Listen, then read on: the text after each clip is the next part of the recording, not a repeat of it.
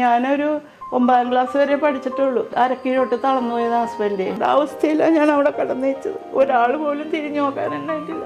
അവളെല്ലാം ആത്മഹത്യ ചെയ്യുന്നപ്പോൾ ചെയ്യട്ടെ, അത് നല്ല കാര്യമല്ലേ. നമ്മ അങ്ങോട്ട് കയറി ചാൻസും ചോദിച്ചൊക്കെ ചെല്ലുമ്പോൾ ചിലപ്പോൾ അങ്ങനത്തെ ഇതൊക്കെ ഉണ്ടായിരുന്നു. എനിക്ക് വീട്ടുകാർക്ക് വേണ്ടി ജീവിച്ചാലുണ്ടല്ല ഇങ്ങനത്തെ അവസ്ഥകൾ ആർക്കും വരില്ലെന്നൊരു അപേക്ഷ മാത്രമേ ഉള്ളൂ എനിക്ക്. എൻ്റെ അനിയത്തി പറയും, ഒരു കിളിക്കൂടെന്നും പറഞ്ഞ് എപ്പോഴും പറയും. അപ്പോഴും ഞാൻ വിചാരിക്കണേ, ഇത് ഇപ്പം തോന്നില്ല, കുറേ കഴിയുമ്പോൾ നീ ഇത് കൊട്ടാരമെന്ന് നിൻ്റെ നാവ് കൊണ്ട് തന്നെ പറയും, അല്ലെങ്കിൽ പണ്ടേ ഞാൻ ജീവനോടെ ഉണ്ടാവില്ല.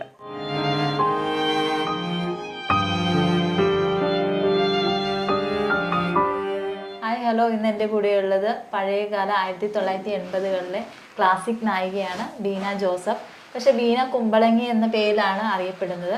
അപ്പം ചേച്ചിയുടെ ഫസ്റ്റ് ഫിലിം എന്ന് പറയുന്നത് ചാപ്പയാണ്. പക്ഷേ മലയാളികളെല്ലാം അറിഞ്ഞു തുടങ്ങിയത് പത്മനാഭൻ സാറിൻ്റെ കള്ളൻ പവിത്രൻ എന്ന സിനിമയിലൂടെയാണ്. ചേച്ചി ഇപ്പോൾ ഉള്ളത് മഹാത്മാ ജനസേവന കേന്ദ്രത്തിലാണ്. എങ്ങനെയാണ് ഇവിടെ എത്തിയത്? ഈ ഒരു അവസ്ഥയ്ക്ക് കാരണം എന്തൊക്കെയാണെന്ന് നമുക്ക് ചേച്ചിയോട് ചോദിച്ചറിയാം. ചേച്ചി നമസ്കാരം. നമസ്കാരം. എന്താ ചേച്ചി സംഭവിച്ചത് ഇതിൻ്റെ ഇടയിൽ? സംഭവിച്ചതെന്ന് വെച്ചാൽ എനിക്ക് അമ്മ സംഘടന വെച്ച് തന്നൊരു വീടുണ്ടായി. ആ ഒരു 3 സെൻറ്റ് സ്ഥലവും വീടും എൻ്റെ അമ്മച്ചിയുടെ. അപ്പോൾ ആ 3 സെൻറ്റ് സ്ഥലവും ഒരു വീടും സ്ഥലം ഉണ്ടെങ്കിൽ വരെ വെച്ച് തരാമെന്ന് പറഞ്ഞു. അപ്പോൾ എൻ്റെ ഹസ്ബൻഡ് മരിച്ചു കഴിഞ്ഞപ്പം ബാബുവൊക്കെ വീട്ടിൽ വന്നിട്ടുണ്ട്, ബാബുച്ചേട്ടൻ. അപ്പോഴാണ് അറിയണത് ഞാൻ ഈ അവസ്ഥയിലാണ് ജീവിക്കണം. അവരൊക്കെ വിചാരിച്ചു കഴിഞ്ഞാൽ ഭയങ്കര ഇതിൽ ജീവിക്കണേന്ന്. അപ്പോൾ എന്നോട് പറഞ്ഞു, ഒരു 3 സെൻറ്റ് സ്ഥലം ഉണ്ടെങ്കിൽ എനിക്ക് ഒറ്റയ്ക്ക് ജീവിക്കാനൊന്നും എനിക്ക് അറിയാൻ പാടില്ല, 3 സെൻറ്റ് സ്ഥലം ഉണ്ടെങ്കിൽ ഒരു വീട് വെച്ച് തരാമെന്ന് പറഞ്ഞു. അപ്പോൾ ചേച്ചി വാടക വീട്ടിലാണ്? വാടക വീട്ടിൽ അവിടെയാണ് ഈ ബാബു സാർ വന്നത്. ഹസ്ബൻഡ് മരിച്ച സമയത്ത് വന്നത് അവിടെ. 24 വർഷമായി ജീവിക്കാനായിട്ട് വാടക വീട്ടിലൊക്കെ. അന്നേരം ഞാൻ അപ്പോൾ വീട്ടിലോട്ട് പോന്നു കഴിഞ്ഞപ്പോഴേക്കും പറഞ്ഞിങ്ങനെ വീട്ടിൽ. അപ്പോൾ അമ്മച്ചി പറഞ്ഞ്, എൻ്റെ ഇളയങ്ങളുടെ അടുത്ത് തറവാട്ട് വീട്ടിലാണ് അമ്മച്ചി. അപ്പോൾ അമ്മച്ചി പറഞ്ഞു, അമ്മച്ചിയുടെ 45 സ്ഥലം ഇവൻ അമ്മച്ചിയുടെ നോക്കണോണ്ട് എഴുതിയെടുത്തിട്ടുണ്ട്. അപ്പോൾ അമ്മച്ചി പറഞ്ഞു, ഒരു 3 സെൻറ്റ് സ്ഥലമൊക്കെ കൊടുത്താൽ വീട് വെച്ച് കിട്ടുമല്ലോ എന്ന് പറഞ്ഞപ്പോൾ അങ്ങനെ ഒരു വീട് തന്നത്. അപ്പോൾ ഞാൻ ഒറ്റക്കാവും, എനിക്ക് ഒറ്റക്ക് നിന്നൊന്നും ചെയ്യാൻ പറ്റാതെ അനിയത്തിയും കെട്ടിയാനും ഈ 2 പേരക്കിടാങ്ങളും വന്ന് വീട്ടിൽ നിന്നേച്ചി.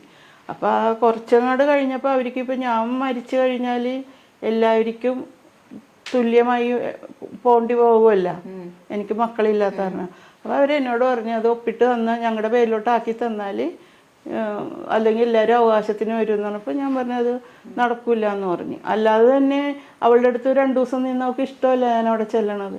അപ്പം അപ്പോഴേ ഞാൻ അന്നേരം അമ്മച്ചിയുടെ അനിയത്തിൻ്റെ വീട്ടിൽ എവിടെയെങ്കിലുമൊക്കെ ഞാൻ അങ്ങനെ 3-4 ദിവസമൊക്കെ മാറിപ്പോകുമായിരുന്നു. അപ്പം എല്ലാവരും പറഞ്ഞു, വഴക്കുണ്ടാകുമ്പോഴാണ് ഈ മാറി. ഇവള് ഇങ്ങനെ കുത്തുവാക്കൊക്കെ പറയുമ്പോൾ എനിക്കത് താങ്ങാൻ പറ്റൂല. ഞാനാണ് തിരിച്ചൊന്നും പറയത്തില്ല, എനിക്ക് അങ്ങനെയൊന്നും അറിയില്ല വെച്ചാൽ. അങ്ങനെയൊക്കെ പറയാമെങ്കിൽ ഞാൻ ഗതി വരില്ലല്ലോ. നമ്മ കഴിയുന്നത് ഒഴിഞ്ഞൊഴിഞ്ഞ് നടക്കും. അപ്പം ഞാൻ ഒന്നെങ്കിൽ ആ ബൈബിളും എടുത്തിട്ട് എവിടെയെങ്കിലും പോയിരുന്ന് കരഞ്ഞു തീർക്കും. ആരോടൊന്നും അങ്ങനെ പറയില്ല. എൻ്റെ ജീവിതം അങ്ങനെ ആയിപ്പോൾ, അതുകൊണ്ട് ഞാൻ ഇങ്ങനെ അനുഭവിക്കണം നടന്നുണ്ട്.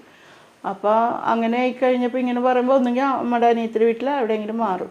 അപ്പൊ അവർക്ക് അറിയാൻ പറ്റുമോ ചേച്ചി ഇന്ന സ്ഥലം? ഞാൻ അവിടെ പറയുമല്ല, ആന്റിമാര് പറയുമല്ലോ അവിടെ ഉണ്ട്. അവർക്ക് സന്തോഷമല്ലേ, അതുകൊണ്ടല്ലേ എന്നെ ഇങ്ങനെ കാണിക്കണ പോകാൻ വേണ്ടിയിട്ട്.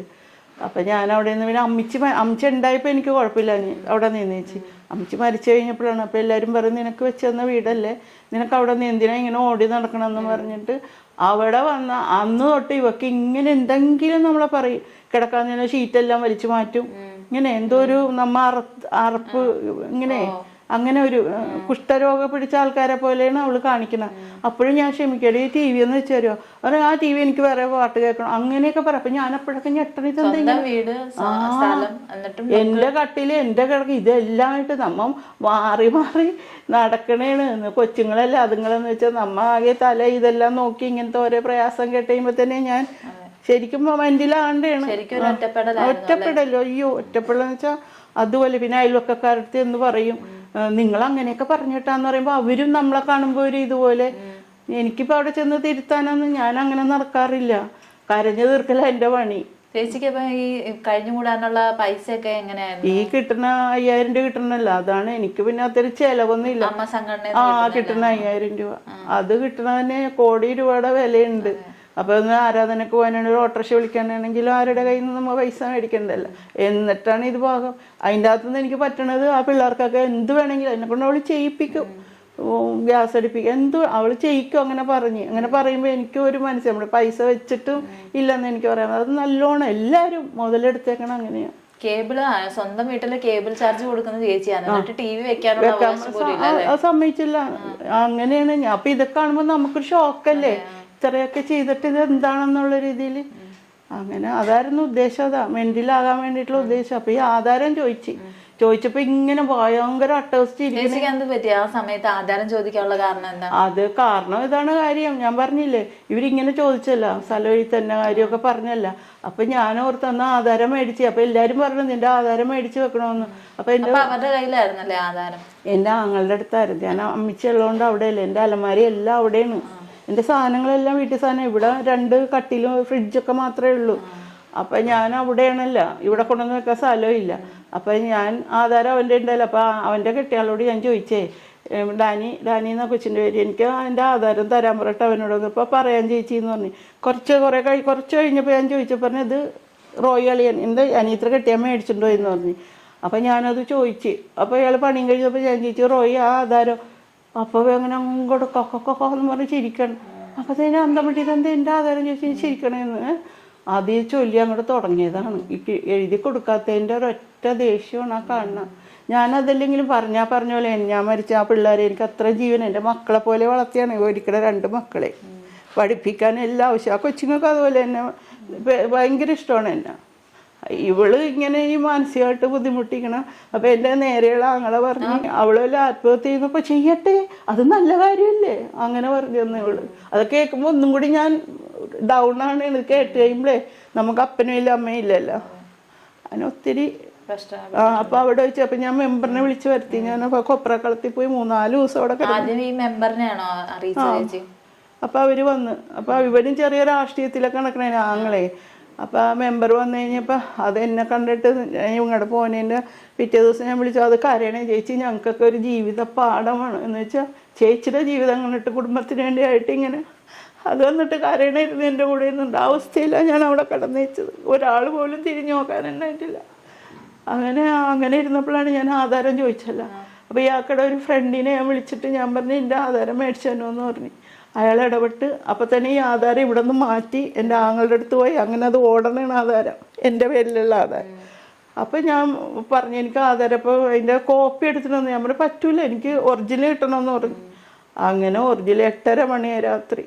അപ്പോൾ അയാൾ തന്നെ ആ വണ്ടിയിൽ എൻ്റെ അനിയത്തി വീട്ടിൽ കൊണ്ടാക്കി. അല്ലാതെ ഞാൻ എവിടെ പോകാനും എനിക്ക് പോകാൻ വേറെ സ്ഥലമൊന്നും. അവിടെ നിന്ന് ഞാൻ സീമാജി നായരെ വിളിച്ച് കരഞ്ഞ് അപ്പോൾ എവിടെയെങ്കിലും നിർത്തി തരാൻ ചേച്ചി എന്ന് പറഞ്ഞ് അങ്ങനെ ഇപ്പം ജീവനോടെ ഇവിടെ വരും. അപ്പം ഞാൻ ആദ്യമൊക്കെ ചെയ്തുകൊണ്ടിരുന്നത് എന്താണെന്നറിയോ, ഷുഗറിൻ്റെ ഗുളിക ഒരു 5-6 എടുത്ത് കഴിക്കും ഞാൻ. പച്ചവെള്ളം കുടിക്കൂല, ഭക്ഷണം കഴിക്കില്ല. അപ്പം എന്താന്നാ തളർന്ന് കിടക്കുമല്ലോ നമ്മ. അങ്ങനെ ഒരു 5-8 ദിവസം അങ്ങനെ കിടന്ന്. അങ്ങനെയാണ് ഞാൻ അവിടെ ജീവിച്ചു പോകുന്നത്. എന്താണെന്ന് ഇങ്ങനെ കേൾക്കുമ്പോൾ എനിക്ക് താങ്ങാൻ പറ്റാഞ്ഞിട്ട് ഞാൻ അങ്ങനെ അത് കഴിച്ച് തളർന്ന് ഞാൻ കിടന്നത്. നമ്മ ആരോടൊന്നും ഞാൻ പറയാനും പോയിട്ടില്ല. അവരൊന്നും അന്വേഷിക്കാറുമില്ല. എഴുന്നേറ്റിരിക്കാൻ ഭക്ഷണമൊക്കെ കഴിക്കത്തില്ലായിരുന്നു ആ സമയത്ത്. വെള്ളം വരെയും കുടിക്കില്ല. ചിലപ്പോൾ അയൽവക്കത്തെ വീട്ടിൽ നിന്ന് 2 പ്രാവശ്യം വെള്ളം മേടിച്ച് കുടിച്ചായിരുന്നു. ആരോഗ്യം ഉണ്ടല്ലോ പിടിച്ചിരുന്ന് പോണേ. ഞാനതാണ് നമുക്ക് ഇത് മനസ്സ് ഇതായിട്ടേ അങ്ങനെ ചെയ്തുകൊണ്ട് കിടന്നേച്ച് അതുവരെ അങ്ങനെ ഒതുങ്ങി നിന്ന് പോണെങ്കിൽ ഞാൻ നിന്നത്. ചാകൂലെന്ന് എനിക്കറിയാം. നമുക്ക് ഒന്നും കഴിക്കാതെ ഈ ഷുഗറിൻ്റെ കഴിച്ച് കഴിഞ്ഞ് തളർന്ന് കിടക്കുന്നല്ല, ഷുഗർ ചിലപ്പോൾ ഇറങ്ങി പോകുമായിരിക്കും. അത്രയും മാനസികമായിട്ട് ഞാൻ ആ ബുദ്ധിമുട്ട് അനുഭവിച്ചിട്ടുണ്ടായി അവിടെ.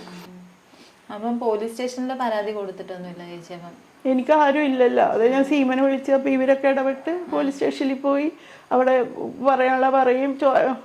CI സാറ് ചോദിക്കുകയൊക്കെ ചെയ്ത് അപ്പോൾ അവരെ വിളിപ്പിക്കുക, അവരെ നമ്പറൊക്കെ കൊടുത്ത്. തെളിവൊന്നും എനിക്ക് തെളിവും വേണ്ടോ, ഞാൻ കൊടുക്കും എന്ന് പറഞ്ഞാൽ കൊടുക്കും. ഞാൻ ഇവിടെ വളർത്തി പോയിട്ടെങ്കിൽ എനിക്കറിയാൻ പാടില്ലേ, ചതിവേണ്ട കാര്യമില്ലല്ലോ. സ്വന്തം വീട്ടിൽ നിന്ന് ഇറങ്ങേണ്ടി വന്നൊരവസ്ഥയാണ്. പക്ഷെ അത് വല്ലാത്തൊരവസ്ഥയാണ്. മാനസിക പീഡനങ്ങളാണ് ഏറ്റോണ്ടിരുന്നത്. ആ മക്കൾക്കറിയില്ല ഈ തള്ള എന്നിട്ട് പീഡിപ്പിച്ചവരൊന്നും അറിയില്ല. വിളിക്കാറുണ്ടോ ചേച്ചിനെ ഫോണിൽ? പിന്നെ ഇളയവള് വിളിച്ചിട്ട് കുറെ കരഞ്ഞെന്ന് പറഞ്ഞു. അമ്മ ഞങ്ങൾക്ക് വേണ്ടി ഞാനീന്ന് തന്നെ വിളിക്കണം. അത് കരഞ്ഞിട്ട് നമുക്ക് ഭയങ്കര ആരുടെ സപ്പോർട്ട് ഉണ്ടായിട്ടാണെന്ന് അറിയില്ല. ഏതാണ്ട് കാണിച്ചു കൂട്ടിയേക്കാം. അവരൊക്കെ മക്കൾക്കും അറിയാം ഞാൻ തിരിച്ചൊന്നും പറയില്ല എന്നറിയാം. എനിക്ക് കരയാൻ മാത്രമേ ഉണ്ടായിട്ടുള്ളൂ. അതാണ് ജീവിതത്തിൽ എനിക്ക് പറ്റിയേക്കണം. പക്ഷെ ദൈവം എനിക്ക് സൈഡുണ്ടായി, കൂട്ടുണ്ടായി. അതുകൊണ്ട് ഞാൻ ഇവിടെ നിൽക്കണം. അല്ലെങ്കിൽ പണ്ടേ ഞാൻ ജീവനോടെ ഉണ്ടാവില്ല. ചേച്ചി കുറെ സിനിമകളിൽ അഭിനയിച്ചിട്ടുണ്ടല്ലോ, ഒരു 19 സിനിമകളിലോളം അഭിനയിച്ചിട്ടുണ്ടല്ലേ? ആദ്യകാലങ്ങളിൽ നായികയായിട്ടായിരുന്നു, പിന്നെ ചെറിയ ചെറിയ വേഷങ്ങൾ ചെയ്യാൻ. അതെന്ത് പറ്റി അങ്ങനെ ആയി? നമുക്ക് സിനിമ എന്താണെന്ന് അറിയില്ലല്ലോ. അപ്പോൾ ഒരു വർക്കിന് വിളിക്കുമ്പം എന്താ വേഷം ഒന്ന് പൈസ പറയാനോ ഒന്നും അറിയില്ല. അപ്പോൾ കള്ളംപവിത്രം കഴിഞ്ഞ ഒരു പ്രാവശ്യം പത്മനാഭൻ സാറിന് കോട്ടയത്ത് ഏതോ വർക്കിന് വെച്ച് കണ്ടപ്പോൾ എന്നെ വഴക്ക് പറഞ്ഞു, നിന്നെ നല്ലൊരു വേഷം നിന്നിട്ട് നീ ചെറിയ ചെറിയ വേഷം നമുക്കറിയില്ലല്ലോ. ഒരു ഷൂട്ടിങ്ങിന് വിളിക്കുമ്പോൾ എന്താണ് വേഷം എന്ന് വിളിക്കുമ്പോൾ പോവും, ചിലപ്പോൾ ചെറിയ വേഷമായിരിക്കും, എന്നാലും ഒരു സീനാണെങ്കിലും അറിയപ്പെടുന്ന വേഷമായിരുന്നു ചെയ്തേക്കണം എല്ലാം അങ്ങനെ തന്നെ. എത്രാമത്തെ വയസ്സിലാണ് ചേച്ചി ആദ്യമായിട്ട് അഭിനയിച്ചത്? ഞാനൊരു 9ാം ക്ലാസ് വരെ പഠിച്ചിട്ടുള്ളൂ. അന്നേ സ്കൂളിലും ഒരു സ്കൂളിലൊക്കെ യൂത്ത് ഹോസ്റ്റലിനൊക്കെ ഡാൻസ് പഠിപ്പിക്കുമായിരുന്നു. അങ്ങനെയൊക്കെ എൻ്റെ വീട്ടിൽ ഞാൻ കുറേ, വലിയ ജന്മി വീടാണെന്ന് പറഞ്ഞിട്ട് അറിയില്ല, ഒത്തിരി അങ്ങനെയൊക്കെ നോക്കിയിട്ടുള്ള സ്വന്തമായിട്ട് ഡാൻസ് ഒക്കെ പഠിപ്പിക്കുമായിരുന്നു. പിന്നെ പള്ളിയിൽ നിന്ന് തന്നെ കലാഭവനിൽ ഡാൻസ് പഠിപ്പിക്കാൻ വിട്ട്, അത് നമ്മുടെ ദൈവം തന്ന കലയനുസരിച്ച് അപ്പോൾ ഒരു സ്കൂളിൽ വിളിക്കും. അപ്പോൾ അവർ അങ്ങനെ ഒത്തിരി കഷ്ടപ്പെട്ട് തന്നെ ഇവരെയൊക്കെ നോക്കിയത് തന്നെ. പിന്നെ എൻ്റെ ഒരു അങ്കിള് വഴിയായിട്ടാണ് സിനിമയിൽ വന്നത്. അതും ആ ഒരു സിനിമ കൊണ്ട് തന്നെ നിന്ന് പോയേനെ. അപ്പോൾ കള്ളംപവിത്രം വന്നപ്പോഴേക്കും 4 പേരെ അറിഞ്ഞില്ലേ. അപ്പോൾ പിന്നെ രണ്ടാമത് നമുക്ക് ഒന്നും അറിയില്ല, ഇങ്ങോട്ട് വന്നാൽ നമ്മ പോവും, അല്ലാതെ നമ്മ അങ്ങോട്ട് ചാൻസ് ചോദിച്ചാൽ അങ്ങനെയൊന്നും പോയിട്ടില്ല. പണ്ടൊക്കെ എപ്പോഴും മദ്രാസിലാണല്ലോ ഷൂട്ടിങ്. 13 വർഷങ്ങൾക്ക് അത് മാനസികമായിട്ട് പോകാൻ തോന്നിയില്ല. എന്ന് വെച്ചാലേ ഒന്നാമത് അഭിനയിക്കാൻ എനിക്ക് അറിയാൻ പാടില്ല, ഈ ഡാൻസ് എല്ലാം എനിക്ക്, പിന്നെ ഈ കുറെ ആൾക്കാരെ കാണുന്നത് എനിക്ക് പേടിയാണ്. അപ്പൊ അങ്ങനെ ഒഴിഞ്ഞൊഴിഞ്ഞിടന്ന് മോശപ്പെട്ട അനുഭവങ്ങൾ അങ്ങനെ സിനിമ എന്ന് വെച്ചാൽ നമ്മള് ഒരു ക്യാരക്ടറിനെ നമ്മ ചെയ്യാൻ പറ്റുമെന്നനുസരിച്ചല്ലേ വിളിക്കണം. അത് ചെയ്തിട്ട് നമ്മുടെ വീട്ടിലോട്ട് വരുമല്ലോ. അന്നൊക്കെ മദ്രാസിലല്ലേ, പോയിട്ട് തിരിച്ച് വീട്ടിലോട്ട് വരും. പിന്നെ അറിയില്ല സിനിമാ ലോകം എന്താണെന്ന്. പിന്നെ അടുത്ത പടം വിളിക്കുമ്പോഴാണ് പോണത്. അത്ര കല്യാണരാമൻ 10-15-16 വർഷത്തിന് മുമ്പായിട്ട് ചെയ്തു. ഇപ്പോഴും എനിക്ക് ഇപ്പൊ ഒറ്റക്ക് പോകാനൊട്ടും അറിയില്ല. അഭിനയിക്കാൻ പോകാനൊക്കെ ഒറ്റക്ക് പോകാനുള്ള ഇതൊന്നുമില്ല. 4 പേര് കൂടണടുത്ത് പോകാൻ എന്തോ ബലം പിടിച്ചൊക്കെ അഭിനയിച്ചെന്ന് മാത്രമേ ഉള്ളൂ, അല്ലാതെ നമ്മുടെ സ്വന്തം മനസ്സുകൊണ്ട് പോയതല്ല, വീടിന് വേണ്ടിയിട്ട്. മനസ്സിലായില്ലേ? ഇഷ്ടത്താലേ പോണതല്ലല്ല, വീട് പോറ്റണ്ടേന്ന് വിചാരിച്ച് പോണത്. അതിൽ നിന്ന് ഉയർച്ച വേണമെന്നും ആഗ്രഹിച്ചിട്ടില്ല. അങ്ങോട്ട് പോവുക, അപ്പൊ അത് ചെയ്തിട്ട് തിരിച്ചു പോരുക, അത്രയേ ഉള്ളൂ. പക്ഷെ ഒന്നും സമ്പാദിച്ചിട്ടില്ലല്ലോ. അപ്പൊ ആദ്യത്തെ പ്രതിഫലം ചേച്ചിക്ക് ഓർമ്മയുണ്ടോ? കള്ളംപവിത്രത്തിൽ എനിക്ക് കിട്ടിയത് 1500 രൂപ. അന്നൊക്കെ അത് വിലയുണ്ടല്ലോ. പിന്നെ ഏതൊരു പടത്തിന് 4000 രൂപ കിട്ടി. അത് അടൂർവാസിയുടെ ഭാര്യയായിട്ട്, അങ്ങനെ 2ാം ഭാര്യയായിട്ട് കണ്ടോ അഭിനയിച്ചത്, വേട്ട അങ്ങനെ കണ്ടൊരു പടം. അങ്ങനെ അത് മാത്രമേ എനിക്ക് ഓർമ്മയുള്ളൂ. പിന്നെ അതൊക്കെ അവിടെ പോവും, നമ്മൾ പൈസ പറയാതല്ലേ വേണം, അവർ തന്നെ മേടിക്കും. അപ്പൊ കുറച്ചു നേരം ഇരുന്ന് കരഞ്ഞിട്ടും തിരിച്ചു പോരും. ഇന്നിപ്പം അങ്ങനെയല്ലല്ലോ, ഓരോരുത്തർക്ക് ചോദിച്ചു മേടിക്കാൻ അറിയാം. അത് പല ആർട്ടിസ്റ്റും എന്നോട് പറഞ്ഞു, വീണ ഇങ്ങനെ ഇരിക്കണ കൊണ്ടാണ് ആരും പൈസ തരാത്തത്. എന്റെ സ്വഭാവം. അപ്പൊ തന്നെ എനിക്ക് അഭിനയിക്കാൻ പോകാനൊക്കെ ഒരു മനസ്സ് മടുത്ത്, നമുക്കത് ചോദിച്ചു മേടിക്കാനും അറിയില്ല. പിന്നെ നമ്മ പോയി അഭിനയിക്കാൻ പോയിട്ട് അഭിനയം മോഹം കൊണ്ട് പോണതല്ലല്ലോ. അത് കാരണം അങ്ങനെ സാവധാനം നിർത്തി. പിന്നെ ആരുമായിട്ട് കോണ്ടാക്റ്റും ഇല്ല. അതൊട്ടും. ഈ സിനിമയില് പറയുന്നുണ്ടല്ലോ 90% ഈ കോണ്ടാക്റ്റുകൾ സൂക്ഷിക്കുന്ന. അങ്ങനെ ഒന്നുമില്ല, ഇന്നുമില്ല. എന്നെ വിളിക്കണത് ശാന്തകുമാരി ചേച്ചിയില്ലേ, ആ ചേച്ചിയാണ് എന്നെ എപ്പോഴും വിളിക്കണത്. ആ ചേച്ചിയുടെ മുമ്പിലാണ് പൊട്ടിക്കരയണതും. ആ ചേച്ചിക്ക് എന്റെ കരച്ചിലാകുമ്പോഴത്തേക്കും ചേച്ചി ഫോൺ ഓഫാക്കി കളയും. ഇപ്പൊ ഈ പ്രശ്നം ഉണ്ടായപ്പോഴും ചേച്ചിനെ വിളിച്ച് കരഞ്ഞു. അപ്പോൾ ചേച്ചി എന്നോട് പറഞ്ഞു, മോളെ നീ ഒരു കാര്യം ചെയ്യാം, സീമജി നായരെ വിളിക്കുക, അവള് നിനക്ക് എന്തെങ്കിലും ഒരു ഇത് കാണിച്ചു തരും. അങ്ങനെ സീമനെ അറിയാം, എന്നാലും സീമക്ക് തിരക്കല്ലേ. അപ്പൊ ചേച്ചി പറഞ്ഞു വേറെ ആരും ഒന്നും അറിയില്ല, അപ്പൊ സീമ വഴിയാണെങ്കിൽ നിനക്ക് എന്താണെങ്കിലും ചെയ്തു തരുമെന്ന് ചേച്ചി പറഞ്ഞു. ചേച്ചി നമ്പർ തന്നു, അങ്ങനെ ഞാൻ വിളിച്ചത്. അപ്പം ആദ്യം വിളിച്ചപ്പോ തന്നെ സീമ ചേച്ചി എടുക്കണം. നമ്മ ഈ വർത്തമാനം പറയാൻ പറ്റാത്ത കരച്ചിലായിട്ടാണല്ലോ എടുക്കണം. അപ്പോൾ സീമ പറഞ്ഞു, ഞാൻ 3-4 സ്ഥലത്തൊക്കെ അന്വേഷിക്കട്ടെ ചേച്ചി, വന്നിട്ട് ഞാൻ പറയാം. അതുപോലെ എനിക്ക് ആ സമയത്ത് അത്രയും വിഷമമായിരുന്നു. അപ്പം അങ്ങനെ പറഞ്ഞപ്പോൾ സീമ, അത് ദൈവം കൂടി അതിനുള്ളിൽ മുമ്പിൽ നിന്ന് എല്ലാം എനിക്ക് ചെയ്തു തന്നു. ഈ ഹസ്ബൻഡ് ഉണ്ടെന്ന് പറഞ്ഞു, ഹസ്ബൻഡ് മരിച്ചു പോയില്ലേ? 2018 ബന്ധുക്കളാരും അങ്ങനെ? പുള്ളിക്കാരുടെ ബന്ധുക്കൾ അമ്മയുണ്ട്, ഒരു അനിയനേ ഉള്ളൂ. അപ്പം എന്താണെന്ന് വെച്ചാൽ ഇവിടെ വീട്ടിൽ അവരൊക്കെ വന്നത് ഇഷ്ടമല്ല. എൻ്റെ അമ്മ മരിച്ചിട്ടും കൂടി അറിയിക്കാൻ സമ്മതിച്ചില്ല. നമ്മളിവിടെയുള്ള നിൽക്കണം, അന്ന് വീടൊന്നും ഇതായിട്ടില്ല. അത് കാരണം ഞാൻ അവരായിട്ടൊരു ഇടക്ക് വിളിക്കും, അനിയൻ്റെ കെട്ടിയാളും മകളൊക്കെ വിളിക്കും. അവരെവിടെയുള്ളത്? ശരി, അവര് പെരുമ്പാവൂര്. നിങ്ങൾ സ്നേഹിച്ച് കല്യാണം കഴിച്ചാണോ? വീട്ടിൽ നിന്ന് ഇതിൻകിടെ ഇടയിൽ നിന്ന് രക്ഷപ്പെടാൻ വേണ്ടി പോയതാ. 30 സെന്റ് പോയി കിട്ടി, അത്രേ ഉള്ളൂ. വേറെ ഗുണങ്ങളൊന്നും ഉണ്ടായിട്ടില്ല. ആള് മരിക്കുകയും ചെയ്ത്. വാടക വീടുവാണ്, എങ്ങാട് പോണോ എന്താണെന്ന് അറിയാൻ പറ്റാതെ. എന്തായിരുന്നു ജോലി? പുള്ളി റിയൽ എസ്റ്റേറ്റ് എന്തെങ്കിലുമൊക്കെ വെറുതെ ഇരിക്കൂലായിരുന്നു. നല്ല കുടിയും ഉണ്ടായി. അങ്ങനെ ഷുഗറൊക്കെ കൂടി അങ്ങനെയൊക്കെയാണ് വീണ മരിച്ചത്. എങ്ങനെ മോളിന്ന് വീണ? പണിക്കിടയിലാണോ? പണിയല്ല, വീട്ടിൽ തന്നെ. ഇങ്ങനെ ഷുഗർ എന്തോ കുറഞ്ഞു പോയിട്ട് ഒരു പൂച്ച ഉണ്ടായി. അപ്പൊ ഭക്ഷണം കഴിക്കാൻ പൂച്ചയുടെ ഓർമ്മ വന്നു. അപ്പൊ ഈ കറിയൊക്കെ ഇട്ട് പുറത്തോട്ട് പോണ കണ്ട് ഞാൻ തിരിഞ്ഞു നോക്കിയപ്പോ ആളെ കാണാനല്ലോ, ഓടിച്ചെന്ന് നോക്കിയപ്പോ താഴെ കിടക്കാൻ അടിച്ച് വീണിട്ടേ. അങ്ങനെ ലക്ഷോറിലല്ല, വൈറ്റിലേല് വെൽക്കെയറിൽ അവിടെയാണ് കൊണ്ടുപോയി. അപ്പൊ തന്നെ എൻ്റെ അനിയത്തിയുടെ മക്കളും അവരൊക്കെ ഓടിയെത്തിയായിരുന്നു. അന്നേരം 1500 വഞ്ഞി വരെ ഉള്ളി കയറ്റിന്ന് അങ്ങോട്ട് നൊത്തുപോയെന്ന്. അങ്ങനെ പൂച്ചയുടെ ഒപ്പമൊക്കെ ഓടി നടക്കുകയും പൂച്ച ചാടുമ്പോ ഒപ്പത്തിൽ ചാടി അങ്ങനെയൊക്കെ നടക്കുന്ന ആളാണ്. പിന്നെ ആ സമയത്ത് ഓർമ്മ പോയതാന്ന് തോന്നണേ, ഷുഗർ ഏതാണ്ടും കുറഞ്ഞു പോയിട്ട്. അപ്പൊ തന്നെ ഞാൻ അമ്മനെ വിളിച്ച്, ഒറ്റക്ക് ഇരുന്നിട്ട് കൂകണ്, എന്ന് പറഞ്ഞ് കൂകണ് രാവിലെ. അപ്പൊ ഞാൻ അമ്മനെ വിളിച്ച്, അപ്പൊ അമ്മ പറഞ്ഞ കാലത്തെ കുടിച്ചിട്ട് കിടന്നിട്ട് കൂകണായിരിക്കും എന്ന് പറഞ്ഞു. ഓർമ്മ ഏതാണ്ടും കുറഞ്ഞു പോയതാണ്. അപ്പൊ അമ്മ വന്നിട്ട് എൻ്റെ ഹസ്ബൻഡിന്റെ അമ്മ വഴക്ക് പറഞ്ഞു തന്നെ, നീ വല്ലയിടത്ത് തിരിയടി, അത് കാലത്തെ വലിച്ചു കയറ്റിയിട്ടാണെന്ന് അങ്ങനെ ഓർമ്മ എന്തോ ആയിട്ടാണ് ആ പൂച്ചയുടെ ജ്വരം വന്ന് അതിന്റെ പുറകെ പോയി വീണതും. ആ സമയത്ത് ചേച്ചി അഭിനയിക്കുന്നില്ലായിരുന്നു അല്ലേ? അഭിനയിക്കുന്നുണ്ടായിരുന്നോ? ഞാൻ അഭിനയിക്കുന്നുണ്ടായി. അപ്പോഴൊക്കെ വർക്ക് കുറവാ. ഇപ്പൊ 2004 അരക്കിലോട്ട് തളർന്നു പോയത് ഹസ്ബൻഡ്, ഈ ചിക്കൻ പോക്സിന്റെ ഇൻഫെക്ഷൻ വന്നിട്ട്. അന്നും ഒത്തിരി ആരും ഇല്ല, ഞാനൊരാള്. പിന്നെ അത് സംസാരിക്കായിരുന്നു തളർന്നു പോയെങ്കിലും. അങ്ങനെ കുറേ ഒരാഴ്ച 2 ആഴ്ച അമൃതയിൽ കിടന്ന് അങ്ങനെ ശരിയാവില്ലെന്നാ പറഞ്ഞ 2 അടി നടക്കും, താഴത്തോട്ട് ഇരുന്ന് പോവും. ഇങ്ങോട്ട് ഇതായിപ്പോ ദ്രവിച്ചു പോയി അരക്ക് കീഴോട്ടെ. പിന്നെ ഈ ഇങ്ങനെ ഒറ്റടി നടന്നും പിടിച്ചു. അതിന്റെ മരിക്കണ വരെ വയറ്റിന്ന് പോണതൊന്നും അറിയില്ലായിരുന്നു. എല്ലാം ചെയ്തുകൊണ്ടിരുന്ന. എന്നാലും നമുക്കൊരു അന്തിക്കുട്ടിന് ഒരാളുണ്ടായില്ല. അതാണ് വിഷമായിപ്പോ. അതല്ലെങ്കിൽ ഞാൻ എൻ്റെ വീട്ടിലോട്ടൊന്നും ഞാൻ വരില്ല, ഒട്ടും വരില്ല. എനിക്കറിയാലോ എൻ്റെ വീട്ടുകാരെ. പിന്നെ അവർ എന്നെ പഴയതുപോലെ തന്നെ എന്നെ കൊണ്ട് പണിയെടുപ്പിച്ച് എല്ലാവരും തിന്നാനിരിച്ചു. അത് വേണ്ടെന്ന് വെച്ചിട്ടാണ് ഞാൻ പോയി. അപ്പോൾ ഹസ്ബൻഡ് പറഞ്ഞു, നീ കുടുംബമൊക്കെ ഓക്കെയല്ലേ, എനിക്കെന്തെങ്കിലും വന്നാൽ അവർ പൊന്നുപോലെ നോക്കുമെന്ന് പറഞ്ഞു. ഞാനത് എപ്പോഴും ഓർത്ത് കരയാറുണ്ട്. പൊന്നുപോലെ നോക്കുന്ന ആൾക്കാരല്ലേ ഇത്. കയ്യിലെന്തെങ്കിലും ഉണ്ടെങ്കിൽ ആവശ്യം അയാളുണ്ടെങ്കിൽ ഈ പണിക്ക് നടക്കൂല കേട്ടോ. ഇവർ ഈ പണിക്ക് ചെയ്യുന്നില്ല. വീടും കിട്ടൂലല്ലോ, ഹസ്ബൻഡ് ഉണ്ടെങ്കിൽ വീട് കിട്ടൂല. തന്നെയല്ല, ഒരാഴ്ചയെങ്കിലും എനിക്കൊന്ന് സമാധാനത്തിൽ അവിടെ നിന്നെങ്കിലും എനിക്ക് പറ്റിയില്ലല്ലോ എന്നുള്ള വിഷമേ ഉണ്ടായുള്ളൂ. അത്രയും സഹതാപമായിരുന്നു എനിക്ക് ഇവരോടൊക്കെ. പിള്ളേരൊക്കെ അതും കല്യാണം കഴിച്ചപ്പോൾ അവരുടെ വീട്ടുകാരാണെങ്കിലും വീടില്ല എന്നുള്ള ഒരു ഇതൊക്കെ ഉണ്ടാവില്ലേ. ഏറ്റവും കൂടുതൽ സന്തോഷം അതൊക്കെ വീടായല്ലാന്ന്. എൻ്റെ അനിയത്തി പറയും, ഒരു കിളിക്കൂടെന്നും പറഞ്ഞ് എപ്പോഴും പറയും.